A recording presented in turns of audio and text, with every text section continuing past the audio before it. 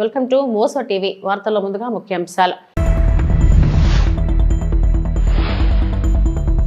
భారతీయ ప్రతిభకు ప్రపంచవ్యాప్త ప్రాప్యతను హైలైట్ చేసిన ఏఎం జైశంకర్.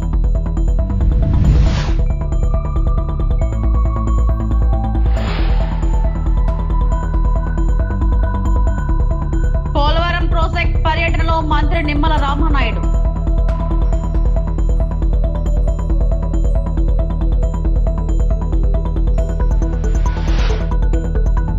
దొంగలాగే చూస్తారు రేవంత్ రెడ్డి. మాజీ మంత్రి కేటీఆర్ ధ్వజం.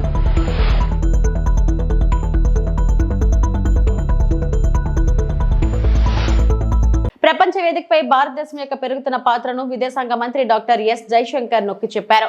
ప్రపంచవ్యాప్తంగా భారతీయ ప్రతిభకు డిమాండ్ పెరుగుతుందని ఆయన ఎత్తి చూపారు. భారతీయ నిపుణులు, వ్యవస్థాపకులు మరియు కళాకారులు ప్రపంచవ్యాప్త ప్రాప్తిని పొందడంలో సహాయపడటానికి పునాది వేయబడిందని ఆయన పేర్కొన్నారు. వివిధ రంగాలలో భారతదేశం యొక్క నైపుణ్యంతో దేశం అంతర్జాతీయ సహకారం మరియు ఆవిష్కరణలకు కేంద్రంగా మారడానికి సిద్ధంగా ఉంది. My short point is that there is a demand in the world, an availability in India, and the basic groundwork done to enable Indian talent to gain global access is there. Now, how well they do that and what will be the scale, I think that is up to us. My short point is that there is a demand in the world, an availability in India, and the basic groundwork done to enable Indian talent to gain global access is there. Now, how well they do that and what will be the scale, I think that is up to us. My short point is that there is a demand in the world, an availability in India, and the basic groundwork done to enable Indian talent to gain global access is there. Now, how well they do that and what will be the scale, I think that is up to us. My short point is that there is a demand in the world, an availability in India, and the basic groundwork done to enable Indian talent to gain global access is there. Now, how well they do that and what will be the scale, I think that is up to us. Polavaram project పర్యటనలో మంత్రి నిమ్మల రామానాయుడు ఎగువ coffer dam బలోపేతం చేసేలా నిర్మిస్తున్న buttress dam gap 2D wall పనులను పరిశీలించిన మంత్రి Nimmala. Panel of experts team ను కలిసిన మంత్రి నిమ్మల. పోలవరం ప్రాజెక్ట్ 2027 డిసెంబర్ నాటికి పూర్తి చేయాలనే లక్ష్యం పెట్టుకున్నామని నిపుణుల కమిటీకి తెలిపిన మంత్రి నిమ్మల. ముఖ్యమంత్రి చంద్రబాబు పోలవరం ప్రాజెక్టును మొదటి ప్రాధాన్యత ఇస్తున్నారు. అందుకే ప్రమాణ స్వీకారం చేసిన వెంటనే పోలవరం ప్రాజెక్టును సందర్శించారు. రాష్ట్ర అభివృద్ధి పోలవరం ప్రాజెక్టు పైనే ఆధారపడి ఉందని నిపుణులకు వివరించిన మంత్రి నిమ్మల. పోలవరం ప్రాజెక్టు నిర్మాణం పూర్తి అయితే గోదావరి జలాలు కరువు ప్రాంతాలైన ఉత్తరాంధ్ర, రాయలసీమకు తరలించడం సాధ్యమవుతుంది. ప్రధాని మోడీ, చంద్రబాబు లక్ష్యమైన నదుల అనుసంధానం పోలవరం ప్రాజెక్టుతో సాధ్యమవుతుందని అన్నారు. ఇప్పటికే గ్యాప్ 2 లో డి వాల్ నిర్మాణం పనులు, బట్రస్ డ్యాం పనులు వేగంగా జరుగుతున్నాయి. గ్యాప్ 1, గ్యాప్ 2 తో పాటు మిగిలిన పనులకు సంబంధించి డిజైన్స్ కు త్వరితగతిన అనుమతులు ఇస్తే అనుకున్న సమయానికి ప్రాజెక్ట్ పనులు పూర్తి చేయగలుగుతామని మంత్రి నిమ్మల నిపుణులకు వివరించారు. పత్రికేయ మిత్రులందరికీ కూడా నమస్కారాలు తెలియజేసుకుంటూ, అధికార మార్పిడి అనేది చంద్రబాబు నాయుడు గారితో అభివృద్ధి వైపు వెళ్తే, అధికార మార్పిడి అనేది జగన్మోహన్ రెడ్డి ద్వారా విధ్వంసం వైపు వెళ్ళినటువంటి పరిస్థితి. దానికి ఉదాహరణే మన పోలవరం ప్రాజెక్టు. 2021కి పూర్తవ్వాల్సినటువంటి పోలవరం ప్రాజెక్టు గత వైఎస్ఆర్సీపీ పాలన విధ్వంస ఫలితంగా ఆ రోజు ఉన్నటువంటి ముఖ్యమంత్రి కానీ, ఆ రోజు ఉన్నటువంటి ఇరిగేషన్ శాఖ మంత్రులే స్వయంగా చెప్పారు, పోలవరం ప్రాజెక్టు ఎప్పటికీ పూర్తవుతుందో చెప్పలేమని చెప్పి పోలవరాన్ని ప్రశ్నార్థకం చేసినటువంటి పరిస్థితి గత పాలనలో మనందరం కూడా చూసినటువంటి స్థితి. 2021 జూన్ అన్నారు, 2021 డిసెంబర్ అన్నారు, 2022 జూన్ అన్నారు. మళ్ళీ ఇది పూర్తవుతుందో లేదో చెప్పలేమనేటువంటి స్థితికి పోలవరాన్ని నెట్టేశారని అంటే వాళ్ళ విధ్వంస పాలన ఏ రకంగా ధ్వంసం జరిగింది అనేది మనకు అర్థమవుతున్నటువంటి పరిస్థితి. మళ్ళీ ఈరోజు మీ అందరి ఆశీర్వాదంతో వచ్చినటువంటి తెలుగుదేశం, జనసేన, బీజేపీ, ఎన్డీఏ ప్రభుత్వ కూటమి నారా చంద్రబాబు నాయుడు గారి సారథ్యంలో ఈ పోలవరానికి అత్యంత ప్రాధాన్యత. ఎందుకంటే ఆ రోజు 14-19లో 72% పోలవరాన్ని పూర్తి చేసినటువంటి ముఖ్యమంత్రి చంద్రబాబు నాయుడు గారు మళ్ళీ ఈరోజు అధికారంలోకి వచ్చిన తర్వాత ఆయన ప్రమాణ స్వీకారం చేసినటువంటి తర్వాత మొదటి వారంలోనే మొదటి క్షేత్ర పర్యటన పోలవరం తీసుకున్నారని అంటే దీని మీద ఆయనకున్నటువంటి ప్రాధాన్యత ప్రత్యేకత ఏంటనేది మనందరికీ కూడా అర్థమవుతున్నటువంటి పరిస్థితి. అదేవిధంగా ఏదైతే ఈ యొక్క పోలవరానికి సంబంధించి మరి ఒక షెడ్యూల్ కూడా, ఎందుకంటే ఆయన ముఖ్యమంత్రిగా ప్రమాణ స్వీకారం చేసిన తర్వాత పోలవరం మీద 3 సార్లు ఆయన విజిట్ చేయడం క్షేత్రస్థాయిలో. మొదటిసారి పోలవరం ప్రాజెక్టు ఇక్కడ ఏ రకంగా విధ్వంసం అయిందో స్వయంగా ఆయనే గమనించడం జరిగింది. రెండవసారి వచ్చినప్పుడు ఒక షెడ్యూల్ని కూడా ఆయనే చాలా క్లియర్గా అనౌన్స్మెంట్ కూడా చేయడం చేసినటువంటి పరిస్థితి. మూడవసారి విజిట్ చేసినప్పుడు ఆ యొక్క షెడ్యూల్ ప్రకారం పనులన్నీ కూడా జరుగుతున్నాయా లేదని క్షేత్రస్థాయిలో పర్యటన చేసి ఇక్కడే రివ్యూస్ చేసి ఆ అధికారులకి ఆ ఏజెన్సీలకి కూడా సూచనలు ఇచ్చినటువంటి పరిస్థితి కూడా మీ అందరికీ కూడా తెలుసున్నటువంటి విషయం. మరి ఇప్పుడు కూడా ఏదైతే ఈ యొక్క international panel experts CWC, PPA, అఫ్రీ, అదేవిధంగా మన అధికారులు అందరూ కూడా ఒక 5 రోజులు నిన్న 4వ తేదీ నుంచి 8వ తేదీ వరకు కూడా ఈ పోలవరం ప్రాజెక్ట్ యొక్క ప్రోగ్రెస్, అదేవిధంగా పోలవరం ప్రాజెక్టు నిర్మాణంలో ఇంకా ఏవైతే డిజైన్స్ ఏవైతే ఉన్నాయో అవన్నీ కూడా అప్రూవల్ ఇచ్చేటువంటి విషయంలో కానీ అందులో కూడా పర్టికులర్గా గత 2 రోజుల నుంచి రాబోయే 3 రోజుల్లో కూడా ఇంకా డిజైన్స్ ఏవైతే పోలవరం ప్రాజెక్టుకి బ్యాలెన్స్ ఉన్నాయో వాటన్నిటి మీద కూడా నిర్ణయాలు తీసుకునేటువంటి అవకాశం ఉంది. అందులో పర్టికులర్గా ఇప్పుడు మనం చూస్తున్నాం ఏదైతే బట్రస్ డ్యామ్ అంటే ఎగువ కాపర్ డ్యాము మరి సీపేజ్ అవుతున్నటువంటి పరిస్థితుల్లో దాన్ని స్ట్రెంగ్తన్ చేయడానికి బట్రస్ డ్యామ్ పనులు ఏవైతే జరుగుతున్నాయో వాటిని కూడా ఈ బృందం మరి చూడడం జరిగింది. పనుల పట్ల కూడా సంతృప్తి కూడా వ్యక్తం చేయడం జరిగింది. ఈ మే లేదా జూన్ ఫస్ట్ వీక్ కల్లా ఆ బట్రస్ డ్యామ్ని పూర్తి చేసేటువంటి విధంగా కూడా మరి నిర్ణయం తీసుకోవడం కానీ, అదేవిధంగా ఏదైతే గ్యాప్ 1 మన షెడ్యూల్ ప్రకారం అది ఏప్రిల్లో ప్రారంభించుకుని రేపు 2026 ఫిబ్రవరి కల్లా గ్యాప్ 1కి సంబంధించినటువంటి ఈసీఆర్ఎఫ్ డ్యామ్ను పూర్తి చేయాలని ఏదైతే లక్ష్యం పెట్టుకున్నామో ఆ యొక్క గ్యాప్ 1కి సంబంధించి ఎవిట్మెంట్ డిజైన్, అదేవిధంగా ఆ గ్యాప్ 1 మెయిన్ డ్యామ్ డిజైన్స్ను కూడా మరి ఈ 4-5 రోజుల్లో ఈ యొక్క బృందం ఎవరైతే ఎక్స్పర్ట్స్ కమిటీ ఎవరైతే ఉన్నారో వాళ్ళు క్లియర్ చేసి ఇచ్చేటువంటి పరిస్థితి ఉంది. అదేవిధంగా గ్యాప్ 2కి సంబంధించి ఈసీఆర్ఎఫ్ డ్యామ్ కూడా 2025 నవంబర్లో ప్రారంభించి 2027 డిసెంబర్కి గ్యాప్ 2 ఈసీఆర్ఎఫ్ డ్యామ్ కూడా పూర్తి చేయాలని, దానికి సంబంధించి ఇంకా డిజైన్స్ని ఫైనలైజ్ చేయవలసిన అవసరం ఉంది. ఏదైతే ఈ యొక్క ఎక్స్పర్ట్స్ కమిటీ కూడా ఈ 4-5 డేస్లో ఆ గ్యాప్ 2కి సంబంధించినటువంటి డిజైన్స్ని కూడా ఫైనలైజ్ చేసుకుని, అదేవిధంగా ఏదైతే మరి ఇక్కడ క్లే ట్రీట్మెంట్ ఏదైతే ఉందో దానికి కూడా డిజైన్స్ కూడా ఫైనలైజ్ చేసేటువంటి పరిస్థితి ఉంది. ఇంకా ఏదైతే స్పిల్ ఛానళ్ళు, అప్రోచ్ ఛానల్కి సంబంధించినటువంటి బ్యాలెన్స్ పనులు కానీ, గైడ్ బండ్కి సంబంధించిన రిపేర్స్ కానీ ఏవైతే ఉన్నాయో వీటన్నిటి మీద కూడా ఈ 4-5 రోజుల్లో మరి ఇక్కడే ఉండి స్వయంగా పర్యవేక్షిస్తున్నటువంటి ఎక్స్పర్ట్ కమిటీ త్వరితగతంగా ఈ డిజైన్స్ని మనం ఆమోదించి మాకు ఇచ్చినట్లయితే ఈ పనులను అనుకున్నటువంటి సమయానికల్లా పూర్తి చేయగలుగుతామని చెప్పి నేను కూడా వాళ్ళు కూడా రిక్వెస్ట్ చేసి ఏదైతే ఈ యొక్క ఇంటర్నేషనల్ ప్యానల్ ఎక్స్పర్ట్స్, అదేవిధంగా సిడబ్ల్యూసి, పిపిఏ. పశ్చిమ గోదావరి జిల్లా నర్సాపురం మండలం సీతారాంపురం సౌత్ గ్రామంలో కాలువ పక్కన నివసిస్తున్న వారి ఇంటిపైన భారీ వృక్షాలు పడడంతో నష్టపోయిన కుటుంబాలను స్థానిక ఎమ్మెల్యే బొమ్మడి నాయకర్ పలకరించారు. ఈ సందర్భంగా ఆయన మాట్లాడుతూ ప్రకృతి వలన నష్టపోయిన వారి కుటుంబాలను ప్రభుత్వ పరంగా ఆదుకుంటామని ఆయన అన్నారు. కాలువ ప్రక్కన నివసిస్తున్న వారికి ఇళ్ల స్థలాలు ఇచ్చే విధంగా కృషి చేస్తానని తెలిపారు.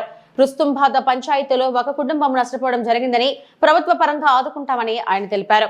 కార్యక్రమంలో జనసేన, తెలుగుదేశం, బీజేపీ నాయకులు పాల్గొన్నారు.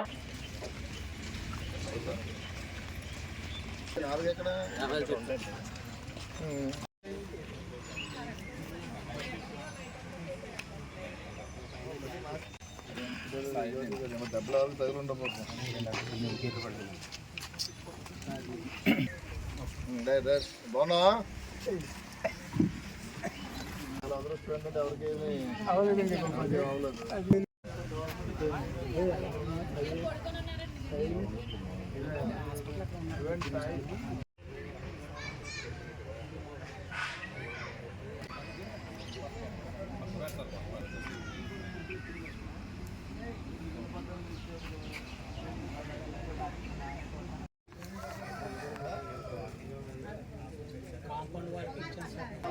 అమ్మా మీరు అందరూ మొన్న గెలిపించారు కదన్నా అందరూ మాట కరెక్ట్ మా కోసమే గెలిపించుకున్నామండి మా కోసం అన్ని చేయాలి ఏదైనా రిజిస్ట్రేషన్ పట్టాలకి ఎలాంటి జరిగినప్పుడు మీకు ఏదైనా ప్రభుత్వం చేయడానికి ఉంటుంది. మీకేమో ఇక్కడ పట్టాలు లేవు, దీనికి ఎలాంటి గవర్నమెంట్ మనం చేయలేని పరిస్థితి అమ్మా.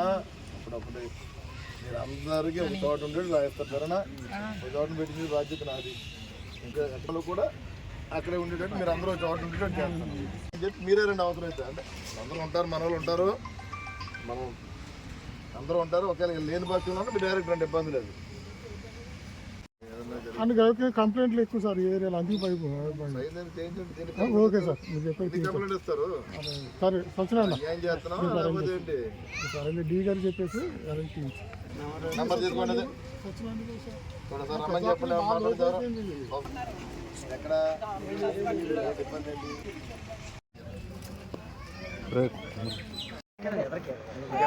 రైట్ ఓకే తీసుకుని ఎలా ఇస్తారు మీకు అవునమ్మా ఏదైనా డెత్ సర్టిఫికేట్ వస్తుంది తర్వాత వస్తుంది కదా. మరి గ్రామానికి సంబంధించినటువంటి గ్రామస్తులందరికీ కూడా నేను ధన్యవాదాలు తెలియజేసుకున్నా.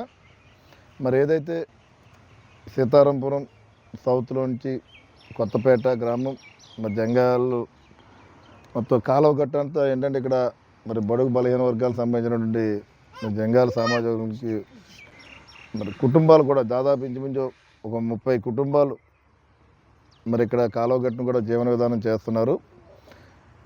నిజంగా దురదృష్టవశాత్తు ఏంటంటే నిన్న జరిగినటువంటి ఈ వర్షాలకి నిన్న వర్షాలు కానీ గాలి కానీ వేయడం వల్ల మరి చూశారు కదా మీరు అందరూ కూడా ఇక్కడ చూడండి చెట్లు కానీ ఇక్కడ ఇళ్ళ మీద పడిపోయి వాళ్ళందరూ కూడా పాపం 2-3 కుటుంబాలకు ఇబ్బందికర పరిస్థితి ఎదుర్కొంది. మరి ఇక్కడ చూడడానికి వచ్చాం మేము కూడా చూడడానికి.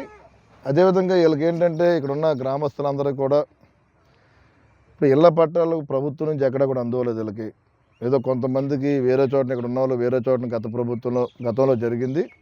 ఇప్పుడు ఇవాళ రాబోయే రోజుల్లో వీరందరినీ కూడా ఒక చోటన ఉండే విధంగా కూడా మరి ఇళ్ల పట్టాలు వీళ్ళందరికీ ఒక చోట ఇచ్చే విధంగా నేను పూర్తిగా వీళ్ళందరూ కూడా సహకరిస్తానని చెప్పి మరి ఈ సందర్భంగా నేను తెలియజేస్తున్నాను. నేను అదేవిధంగా ఏదైతే నష్టం జరిగిందో ఈ నష్టం ద్వారా కూడా మరి ప్రభుత్వం ద్వారా మనకు ఏదైనా అవకాశం ఉంటే కనుక వీరికి న్యాయం చేసే విధంగా కూడా న్యాయం జరిగే విధంగా నేను సహకరిస్తానని చెప్పి తెలియజేసుకుని మరి ఈ గ్రామస్తులు కూడా నేను చెప్పేది ఏంటంటే దయచేసి అంటే ప్రకృతి వైపరీత్యాలు వచ్చినప్పుడు మీరు ఇలా కాలువ గట్లు ఉండడం వల్ల కూడా ప్రభుత్వం నుంచి కూడా ఏమీ చేయలేని పరిస్థితి కొంత. అదేవిధంగా మీకు పట్టాలు ఇచ్చినప్పుడు ఉంటే కనుక మీరు పూర్తిగా అక్కడికి వెళ్ళి మరి ఏదైనా ఇబ్బంది ఉన్నా సరే మీరు సహకరించడానికి ఉంటుంది. దయచేసి మీ అందరూ కూడా ఏదో ఒక చోటనికి వెళ్ళి మీరు అందరూ ఒక చోటన ఉంటే కనుక మీ అందరి జీవితాలు బాగుంటాయి. అదేవిధంగా మరి పిల్లలను కూడా చదువుకునే విధంగా కూడా పూర్తిగా మేము అన్ని రకాల సహకరిస్తాం. దాదాపుగా ఇక్కడ 30 కుటుంబాల పైచీలకి ఇక్కడ ఉన్నారు. ఇక్కడ కొంతమందికి గతంలో కొన్ని చోట్ల మరి ఏదైతే మరి మాధవ్ నాయుడు గారు ఇచ్చినాడు కాలనీలు అక్కడ ఇచ్చారన్నారు. మరి మిగతా వాళ్ళు రిమైనింగ్ ఎవరైతే ఉన్నారో నేను అధికారులతో మాట వాళ్ళందరికీ కూడా ప్రతి ఒక్క కుటుంబానికి పట్టా ఇచ్చే విధంగా అదేవిధంగా వీళ్ళందరినీ ఒక చోటన చేర్చే విధంగా ఎందుకంటే వీళ్ళ వ్యాపార విధానం అంతా ఒక రకంగానే ఉంటుంది. అందరూ కలిసి కుటుంబాలతో కలిసి మెలిసి వ్యాపారం చేసుకునే విధానం అందరూ ఒక చోట నుండి ఒకరికొకరు కోఆర్డినేట్ చేసుకుంటారు కాబట్టి అంటే ఇళ్ళ దగ్గర కూడా ఎవరు ఉండరు. ఏంటంటే దీనికి వాస్తవంగా ఏంటంటే ప్రతి ఒక్కరు కూడా పిల్లల్ని వదిలేసి మొగుడు పిల్లలు అందరూ కూడా వాళ్ళ ఫీల్డ్లోకి వెళ్ళిపోయి వాళ్ళ వ్యాపార జీవన విధానాలు చేసుకుంటారు. ఇది కుటుంబాలు అందరూ కొంతమంది పెద్దోళ్ళు ఎవరైనా ఉండి వాళ్ళ పిల్లల్ని వాళ్ళకి అప్పచెప్పి బాధ్యతను వాళ్ళకి అప్పచెప్పే విధంగా ఉంటుంది. కాబట్టి వీళ్ళందరినీ మనం ఒక చోటన ఇళ్ల స్థలాలు ఇస్తే కనుక బాగుంటుందన్న ఆలోచన. కూటమి ప్రభుత్వంపై ప్రజల నుంచి తిరుగుబాటు మొదలైందని వైఎస్ఆర్సీపీ రాష్ట్ర అధికార ప్రతినిధి మాజీ ఎంపీ మార్గాని భరత్ పేర్కొన్నారు. విద్యుత్ ఛార్జీల పెంపును నిరసిస్తూ రాజమహేంద్రవరంలో వైఎస్ఆర్సీపీ ఆధ్వర్యంలో ఆందోళన చేపట్టారు. ఈ సందర్భంగా మార్గాని భరత్ మాట్లాడారు. రాష్ట్రం స్కాముల ఆంధ్రప్రదేశ్ గా మారుతుంది. రాష్ట్రంలో పుట్టగొడుగుల ప్రైవేట్ కంపెనీలు పుట్టుకొస్తున్నాయి. గతంలో సోలార్ ఎనర్జీ కార్పొరేషన్ ఆఫ్ ఇండియాతో వైఎస్ఆర్సీపీ ప్రభుత్వం ₹2.49 ఒప్పందం చేసుకున్నప్పుడు ప్రశ్నించిన చంద్రబాబు ఇప్పుడు పుట్టగొడుగుల కంపెనీలతో యూనిట్ ధర ₹4.60 ఒప్పందం ఎలా చేసుకున్నారు? ఈ ఒప్పందం గురించి పవన్ కళ్యాణ్ కు తెలుసా? ఆయన ప్రభుత్వంలోనే ఉన్నారా? ఇంత పెద్ద స్కామ్ పవన్ కళ్యాణ్ కు కనపడలేదా? ప్రభుత్వం ప్రజలపై 15,000 కోట్ల రూపాయలు అదనపు భారం మోపుతుంది. చంద్రబాబు మిస్డ్ పీపీఏలు చేస్తున్నారు. ఈ వ్యవహారంపై సిబిఐ విచారణ చేపట్టాలి. ఈ మధ్య కాలంలో రిలయన్స్ ఇండస్ట్రీస్ తో సెకీ సంస్థ యూనిట్ ₹3 చొప్పున కొనుగోలు ఒప్పందం చేసుకుంది. మరి చంద్రబాబు ₹4.60 ఎలా ఒప్పందం చేసుకుంటారు? ఈ కంపెనీలు మీ బినామీలే కదా? రాష్ట్రంలో ఇది అతిపెద్ద కుంభకోణం కాదా? ప్రజలు ఆలోచించాలి. వేల కోట్ల రూపాయలు విలువ చేసే భూమిని రూపాయికి అమ్మేస్తున్నారు. గతంలో సెకీతో చేసుకున్న ఒప్పందాన్ని రద్దు చేయాలని డిమాండ్ చేసిన వ్యక్తి ఇప్పుడు యూనిట్ ₹4.60 ఎలా కొనుగోలు చేస్తున్నారో సమాధానం చెప్పాలి. యూనిట్ కు అదనంగా ₹2.11 ఇవ్వడం ద్వారా ఏడాదికి 440 కోట్లు యాక్సిస్ ఎనర్జీకి అప్పడంగా ముట్ట చెప్తున్నట్టు అవుతుందని ఆయన అన్నారు. అసలు పుట్టగొడుగుల్లాగా కంపెనీలు పుట్టుకొస్తూ ఉన్నాయి, ప్రైవేట్ లిమిటెడ్ కంపెనీలు. Axis renewable energy park private limited, Axis renewable energy park బ్రాకెట్లో Krishna private limited, Axis energy park Andhra Pradesh బ్రాకెట్లో private limited, Axis renewable energy park బ్రాకెట్లో Tungabhadra private limited for procuring 100 megawatts of power each from their wind solar hybrid pilot projects అని ఈ యొక్క order ఎవరు ఇచ్చారు అని అంటే ఆంధ్రప్రదేశ్ ఎలక్ట్రిసిటీ రెగ్యులేటర్ కమిషన్ వారు ఇవ్వడం జరిగింది. నేను ఇవాళ చంద్రబాబు నాయుడు గారిని సూటిగా అస్సలు సుత్తి లేకుండా ఆయన ప్రశ్నించాలనుకుంటున్నా. గతంలో జగన్మోహన్ రెడ్డి గారి ప్రభుత్వంలో SECI solar energy corporation of India సెకీతో గవర్నమెంట్ ఆఫ్ ఇండియా అనుబంధ సంస్థతో ఆంధ్రప్రదేశ్ ప్రభుత్వము రెన్యూబుల్ ఎనర్జీ ₹2.49కి ఎంఓయూ చేసుకుంటే మరి చంద్రబాబు నాయుడు గారు ఒంటికాలతో లేచాడు. బయట మార్కెట్లో ₹1.99కి యూనిట్ ధర దొరుకుతూ ఉంటే ఒక స్కామ్కి తెర తీశారు జగన్మోహన్ రెడ్డి గారు అని చెప్పి ఒంటికాలతో లేచిన ఈ పెద్ద మనిషి ఈ చంద్రబాబు నాయుడు గారు ఇవాళ ఒక పుట్టగొడుగు లాంటి పుట్టుకొచ్చిన ఈ కంపెనీలతో ₹4.60కి ఏ రకంగా మీరు అగ్రిమెంట్ చేసుకుంటారని ఇవాళ సూటిగా అడుగుతా ఉన్నాం. స్కామ్ కాదండి ఇది. మీరు ₹2.49తో అప్పుడున్న రాష్ట్ర ప్రభుత్వము, అప్పుడున్న ముఖ్యమంత్రి జగన్మోహన్ రెడ్డి గారు కేంద్ర ప్రభుత్వం సంస్థ అయిన సెకీతో ఎంఓయూ చేసుకుంటే ₹2.49కి ఇప్పుడు చంద్రబాబు నాయుడు గారు ఒక ప్రైవేట్ లిమిటెడ్ కంపెనీతో ₹4.60కి చేసుకోవడంలో మీ రాష్ట్ర వ్యాప్తంగా అకాల వర్షాల కారణంగా నష్టపోయిన రైతులను ప్రభుత్వం వెంటనే ఆదుకోవాలని పిసిసి అధ్యక్షురాలు షర్మిల డిమాండ్ చేశారు. ధాన్యం కొనుగోలు మద్దతు ధర కల్పించడంతో కూటమి ప్రభుత్వం విఫలమైందని విమర్శించారు. వర్షాల తడిచిపోయిన ధాన్యం, రాలిపోయిన మామిడి, కూలిపోయిన అరటి, చెడిపోయిన పసుపు ఇలాంటివే కనిపిస్తున్నాయి. మరి ప్రభుత్వం ఏం సమాధానం చెప్తుంది? దాదాపు 5 లక్షల ఎకరాలలో పంట నష్టం జరిగింది అని వార్తలు వినిపిస్తున్నాయి. కానీ ఇంతవరకు ప్రభుత్వం తరపు నుంచి కనీసం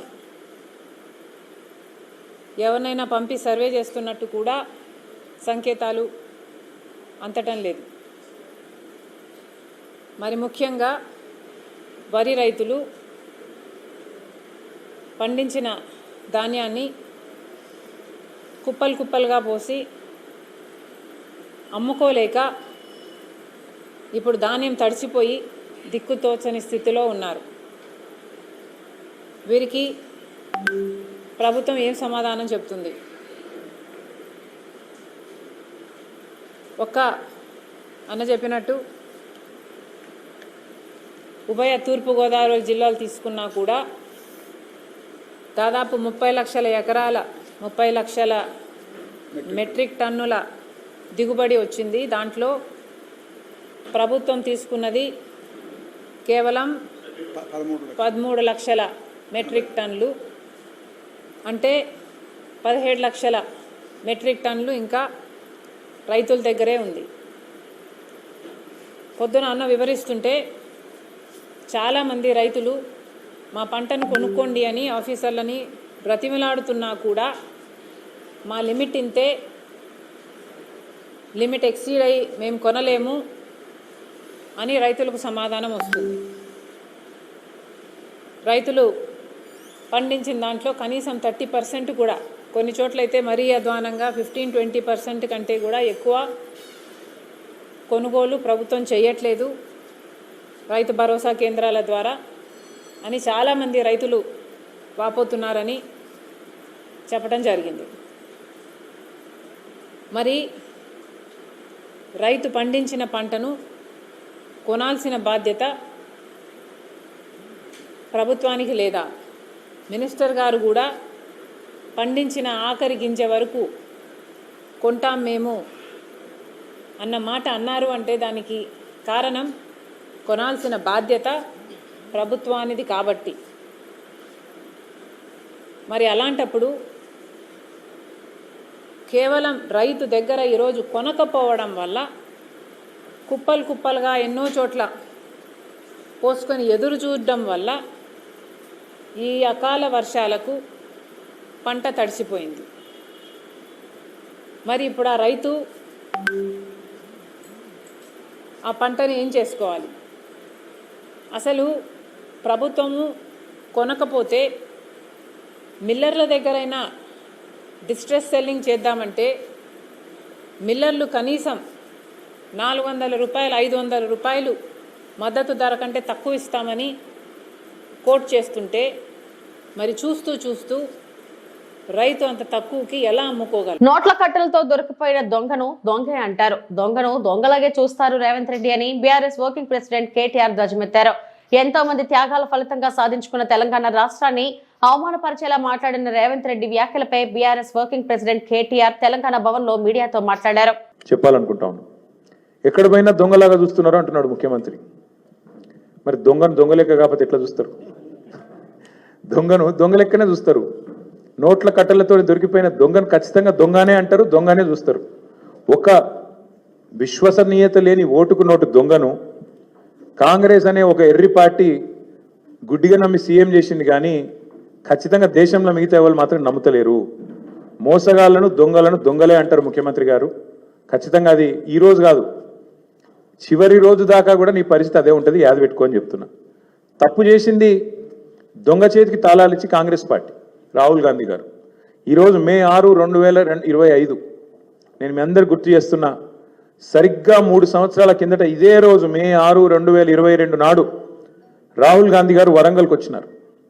రైతు డిక్లరేషన్ అనే పేరిట ఆ రోజు రాహుల్ గాంధీ గారు చెప్పిన మాటలు 2 లక్షల రుణమాఫీ చేస్తామని, అట్లాగే రైతు భరోసా 15,000కు పెంచుతామని, అట్లాగే కౌలు రైతులకు రైతు బంధు ఇస్తామని, అట్లాగే రైతు కూలీలకు న్యాయం చేస్తామని వ్యవసాయ డిక్లరేషన్లో చెప్పి 3 సంవత్సరాలు దాటింది రాహుల్ గాంధీ గారు. అందుకే నేను అంటున్నా, తప్పు చేసింది రాహుల్ గాంధీ, తప్పు చేసింది ఏఐసిసి. దొంగ చేతికి తాళం ఇచ్చి ఇవాళ తెలంగాణ చేతికి చిప్పవచ్చే పరిస్థితి చేసింది ఖచ్చితంగా ఆల్ ఇండియా కాంగ్రెస్ కమిటీ, ముఖ్యంగా దానికి బాధ్యుడు లీడర్ ఆఫ్ ఆపోజిషన్గా ఉన్న రాహుల్ గాంధీ గారు అని చెప్పి నేను చెప్తా ఉన్నాను. అట్లాగే ఇవాళ ఎందుకు ఈ మాటలు, ఎందుకు ఈ ఫ్రస్ట్రేషన్ అని చెప్పి ఇప్పుడు కొంతమంది మిత్రులు వారితో కలిసి మేము వస్తున్నప్పుడు ఇక్కడికి కమలాకర్ గారు, నేను మాట్లాడుకుంటూ వచ్చినాం, వెంకటరమణారెడ్డి గారు, అట్లాగే మా ప్రశాంత్ రెడ్డి గారు మాట్లాడుకుంటూ వస్తుంటే వారందరూ అన్నది మాట ఒకటే, అధికారంలోకి వస్తామని వాళ్ళు అనుకోలేదు, అడ్డగోలుగా హామీలు ఇచ్చిండ్రు, నోటికొచ్చిన చెత్తవాగుడంతా వాగినరు, ఎవరేం చెప్తుంది రాసుకుంటూ వేయినరు, మేనిఫెస్టో అనుకుంటా. ఇవాళ ఏం చేయాలనో తెలుస్తలేదు, వచ్చినాక మొత్తం నాశనం చేసిండ్రు. అట్లాంటి పరిస్థితి వచ్చింది కాబట్టి ఇవాళ కేవలం తప్పించుకోవడానికి, కేవలం ప్రజలను ఇక మాతో కాదు తప్పించుకోవడానికి మార్గాలు వెతుకుతూ, దొంగతనం చేసినాక దొంగ పారిపోయేటప్పుడు ఎట్లయితే మార్గాలు వెతుకుతాడో ఆ పద్ధతుల్లో రేవంత్ రెడ్డి గారు ఇవాళ మాట్లాడుతున్నట్టుగా ఆయన ఫ్రస్ట్రేషన్ చూస్తుంటే కనబడతా ఉన్నది. 4 కోట్లతో అభివృద్ధి పనులకు శ్రీకారం. ఎమ్మెల్యే డాక్టర్ పార్థసారథి కర్నూలు జిల్లా అదోని మండల పరిధిలోని పెద్ద పెండేకెల్ గ్రామం నుండి సుమారుగా 4 కిలోమీటర్ల మేర 4 కోట్ల నిధులతో నూతన బీటీ రోడ్ అభివృద్ధి పనులను భూమి పూజ చేసి ప్రారంభించిన అదోని ఎమ్మెల్యే డాక్టర్ పార్థసారథి చేశారు. ఈ సందర్భంగా ఎమ్మెల్యే డాక్టర్ పార్థసారథి మాట్లాడుతూ, ఇవాళ ఈ రోడ్డు వేయటం ద్వారా 4-5 గ్రామాల ప్రజలకు నేరుగా కర్నూలు జిల్లా కేంద్రానికి వెళ్లే సదుపాయం ఏర్పాటవుతుంది. ఈ రోడ్డు మీద వెళ్తే కర్నూలు దూరం కాస్త తగ్గి ప్రజలకు ఉపయోగకరంగా ఉంటుందని తెలియజేశారు. ఈరోజు ఆదోనిలో మరొక అభివృద్ధి పనికి శంకుస్థాపన చేయడం జరిగింది.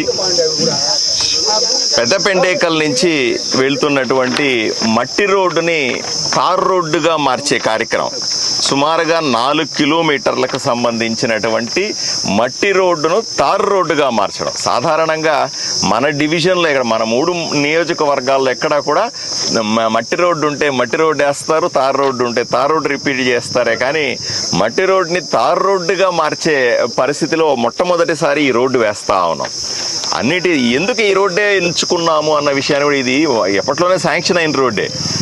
ఎందుకు దీన్నే ఎంచుకున్నాము అంటే దీనివల్ల ఏంటంటే పెద్ద పెండేకలు కానీ, చిన్న పెండేకలు కానీ, నెట్టేకలు కానీ, సాంబగలు కానీ, లేదా చిన్న చిన్న ఊర్లు ఈ చుట్టుపక్కల ఏవైతే ఉన్నాయో వాళ్ళు కర్నూలుకి వెళ్లాల్సిన సందర్భంలో ఎక్కడ మన హాస్పిటల్కి వెళ్ళాలా, లేకపోతే మన వ్యవసాయపు వస్తువులు తీసుకెళ్లాలా, పైరు తీసుకెళ్లాలా, వెహికల్స్ పోవాలా, మనుషులు వచ్చిపోతూ ఉండాలా.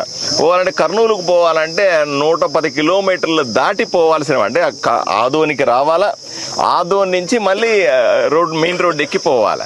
ఇది చాలా భారమైన పని. అందువల్ల మనము దీని ద్వారా నేరుగా ఇప్పుడు కర్నూలుకు యాక్టివిటీ పెరుగుతుంది, కర్నూలుకు మంచి రోడ్డు వచ్చేస్తుంది. అందువల్ల ఈ గ్రామ ప్రజలు నేరుగా మెయిన్ రోడ్డు ఎక్కడానికి వీలుగా ఉపయోగించుకునేదాగా ఈ 4 కిలోమీటర్ రోడ్డుని మనం పూర్తి చేయాలని శాంక్షన్ జరిగింది.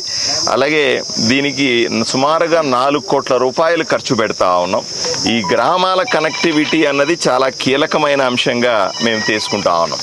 అందరూ ఇప్పుడు ప్రభుత్వం మనకు తెలుసు, గత 5 సంవత్సరాల వైఎస్ఆర్సీపీ పాలనలో ఆర్థిక పరిస్థితి చితికిపోయినప్పటికీ కూడా ఏదో ఒక పథకం ద్వారా ఆదోనికి నిధులు తీసుకొచ్చే ప్రయత్నం చేస్తా ఉన్నాం. కొన్ని ఈ పథకంలో వస్తాయి, కొన్ని మరో పథకంలో వస్తాయి, ఇంకొన్ని మరో యాక్టివిటీలో వస్తాయి. ఎక్కడో చోట అభివృద్ధి ఆగకుండా మూలకు కూడా కొంతమంది చెప్తారు ఆదోన్లో మెయిన్ రోడ్డు ఇంకా వేయలేదండి అంటారు. ఒక మెయిన్ రోడ్డు టౌన్లో వాళ్ళకు పరిమితం అవుతుంది, టౌన్లో వాళ్ళకు అవసరం, అది చేస్తాం, 100% చేయాల్సిందే. టౌన్ అభివృద్ధి చేయడం ఎంత ముఖ్యమో గ్రామాలకు ఉన్నటువంటి మన కనెక్టివిటీ రోడ్లు అంటాం మనం. అంటే ఒక గ్రామం నుంచి మండలానికి, గ్రామం నుంచి ఆదోనికి, గ్రామం నుంచి మెయిన్ రోడ్డు కర్నూలుకి వెళ్ళే రోడ్లని అభివృద్ధి చేసుకుంటే గ్రామీణ ప్రాంతంలో ఉన్న ప్రజలకి ఎంతో ఉపయోగం జరుగుతుందని సైమల్టేనియస్ అన్నీ ఒకసారిగా అభివృద్ధి చెందాలి. టౌన్ ఒకవైపున అభివృద్ధి చెందాలి, పల్లెటూర్లు కూడా సైమల్టేనియస్గా అభివృద్ధి చెందితేనే నియోజకవర్గం మొత్తం అభివృద్ధి చెందుతుంది అన్న విషయాన్ని మీ ద్వారా నేను తెలియజేసుకుంటా ఉన్నాను. పనులు మొదలైనవి. 1 సంవత్సరంలో మేము చేసిన పనులన్నింటినీ కూడా ఒకటొకటిగా మేము ముందు పెడతా ఉన్నాం. రాబోయే రోజుల్లో ఇప్పుడిప్పుడే కొంత పశ్చిమ గోదావరి జిల్లా నరసాపురం సెంట్రల్ బ్యాంక్ లో భారీ స్కామ్ వెలుగు చూసింది. మండలంలో వేములదేవి గ్రామానికి చెందిన తిరుమాని నాగరాజు, తిరుమాని శ్రీనివాసరావు, పద్మావతి వడ్డీ కాసుల పేర్ల మీద ఉన్న 19 ఎకరాల భూమిలో చేపలు చెరువు సాగు చేస్తున్నట్లు లీజు అగ్రిమెంట్ చూపించి 4 కోట్లు కొట్టేశారు. రైతుల్లో తిరుమాని వడ్డీ కాసులు 4 ఏళ్ల క్రితం చనిపోయాడు. అయితే 2024లో అతను సంతకాలు పెట్టినట్లు లీజు అగ్రిమెంట్ లో చూపించారు. రైతులు రుణం తీసుకునేందుకు మరో బ్యాంకుకు వెళ్లగా ఈ భాగోతం బయటపడింది. దీంతో బాధితులు నరసాపురం పట్టణంలోని సెంట్రల్ బ్యాంకుకు బ్యాంక్ అధికారులను నిలదీశారు. తమ పేరున ఉన్న పొలాలపై మాకు తెలియకుండా రుణం ఎలా మంజూరు చేశారని వాగ్వాదానికి దిగారు. బ్యాంకులో ఉద్రిక్తత పరిస్థితి నెలకొంది.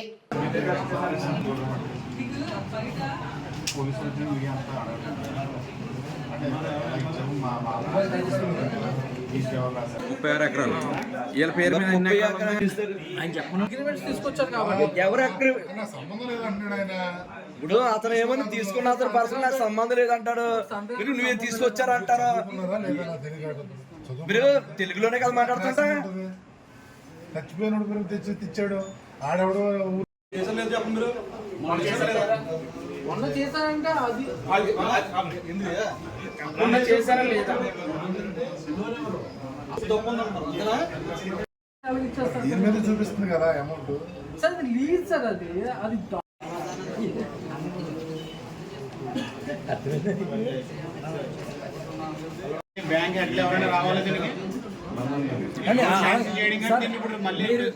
ఈరోజు సెంట్రల్ బ్యాంకులో జరిగినటువంటి మా భూములపై నా పేరు తిరుమాని నాగరాజు, మా బ్రదర్ తిరుమని శ్రీనివాస్, మా నాన్నగారు తిరుమని వడ్డిగాసులు గారు, తిరుమని పద్మావతి అనే నా పేరున 5 ఎకరాలు 30 సెంట్లు, మా బ్రదర్ పేరున 5 ఎకరాలు, మా అమ్మగారి పేరున 4 ఎకరాలు, మా నాన్నగారి పేరున 5 ఎకరాలు, మొత్తం వెరసి 19 ఎకరాల భూమిపై సెంట్రల్ బ్యాంకులో 1,35,00,000 ఒక లోను, 2,36,00,000 రెండవ లోను, మా భూములపై లీజుకి ఇచ్చినట్టు అగ్రిమెంట్లు, దొంగ అగ్రిమెంట్లు సృష్టించి ఇవాళ మా భూములని ఈ సెంట్రల్ బ్యాంకులో అటాచ్ చేసి మా భూములపై లోన్ ఇచ్చినట్టు ఇవాళ రావడం జరిగింది. మేము ఈరోజు లోన్కి వేరే బ్యాంకులో ఐడిఎఫ్సి అనే బ్యాంకులో లోన్ పెట్టుకోవడానికి మాకు డబ్బులు అవసరం వచ్చి లోన్ పెట్టుకుందామని మా భూములపై వెళితే ఈరోజు మా భూములన్నీ లోన్ ఆల్రెడీ తీసుకున్నట్టు లోన్ ఉంది మీకు అని చెప్పుకుంటే మేము అవక్కయ్యాము అక్కడ బ్యాంక్ లోన్. ఏంటి మా పేరు బ్యాంక్ లోన్ తీసుకుంటాం ఏంటంటే పలానా బ్యాంకులో సెంట్రల్ బ్యాంకులో 1,35,00,000 ఒకటి 2,36,00,000 మీకు మీ పేరుని లోన్లు ఉన్నాయని ఆల్రెడీ చెప్పాడనే మాకు ఒక్క నిమిషంలో మాకు ఏం చేయాలో మాకు ఆలోచన పట్టలేదు. వెంటనే సెంట్రల్ బ్యాంక్కి మేనేజర్ గారి దగ్గరికి వచ్చి సంప్రదిస్తే మమ్మల్ని ఎవరిని సంప్రదించకుండా ఎవరో పేరుని మా నాన్నగారి పేరు 2020లో మా నాన్నగారు చనిపోతే 2024లో ఈ ఫేక్ డాక్యుమెంట్స్ ఇవన్నీ సృష్టించి ఒక విఆర్ఓ గారు, ఫీల్డ్ అసిస్టెంట్ వీళ్ళందరూ సర్టిఫికేట్లు సృష్టించి వాళ్ళ 2,36,00,000 మా అమ్మగారి పేరు మా నాన్నగారి పేరును లోన్ చేయడం జరిగింది. వాళ్ళ మనం బతుకున్న వ్యక్తి ఎన్నో 5 ఎకరాల పొలం పట్టుకెళ్ళి ఒక 5 లక్షల లోన్ కావాలంటే నీ సివిల్ బాగోలేదు, నీకు ఐటీఆర్ లేదు, లేదా నీ పొలం ఎక్కడ, నీ ఆస్తి ఎక్కడ, నువ్వేం చేస్తావు, ఇవన్నీ 1,00,000 ప్రశ్నలు వేసి వాళ్ళ ఒక 5 లక్షలు 10 లక్షలు లోన్ ఇవ్వటానికి అనేక ఇబ్బందులు పెడుతున్నారు బ్యాంక్ వాళ్ళు. ఈ సెంట్రల్ బ్యాంక్ అనేది కేంద్ర బ్యాంకు. ఒక మేనేజరు ఒక ప్రాబ్లంతో మేనేజరు ఫ్రాడ్తో ఇవాళ ఇంత దుష్కరం చేశారు. అదేవిధంగా ఇటువంటి అనేక సర్టిఫికేట్లు సృష్టించి అనేక రకాలుగా ఇంకా ఎన్నో అతను ఈ బ్యాంకులో అనేక కోట్లాది రూపాయల లోన్లు జరిగాయని మేము ఇక్కడికి వస్తే కనపడుతుంది. అందుచేత ఇటువంటి జరిగినటువంటి వాళ్ళని పోలీసు డిపార్ట్మెంట్ వారు ఇక్కడే ఉన్నారు, వాళ్ళపై చర్యలు తీసుకుని మా భూముల్ని వెంటనే విడిపించాలని, మాకున్నటువంటి ఇవన్నీ రద్దు చేసి మాకు న్యాయం చేయాలని మీ మీడియా పూర్వకంగా. ఇవి ఇప్పటివరకున్న బులెటిన్ అప్డేట్స్. నమస్తే.